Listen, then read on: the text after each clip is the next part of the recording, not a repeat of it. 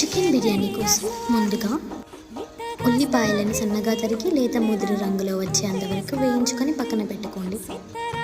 శుభ్రంగా కడిగిన చికెన్ని ఒక గిన్నెలోకి తీసుకొని అందులో ఉప్పు, కారం, పసుపు, అల్లం వెల్లుల్లి మిశ్రమాన్ని కలుపుకొని అందులో పెరుగు కూడా కలిపి మిశ్రమాన్ని ముక్కలకు పట్టేలాగా కలిపి పక్కన పెట్టుకోండి. ఆ తర్వాత సన్నగా తరిగిన పచ్చిమిర్చి, లవంగం, బగారా ఆకు, దాల్చిన చెక్క, పుదీనా, కొత్తిమీర, యాలకులు అంతా కలుపుకొని ఓ గంట పాటు పక్కన పెట్టుకోండి.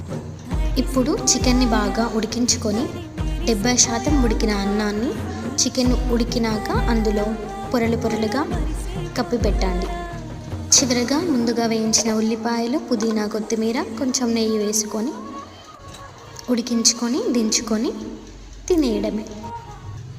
బాయ్ దోస్తులు.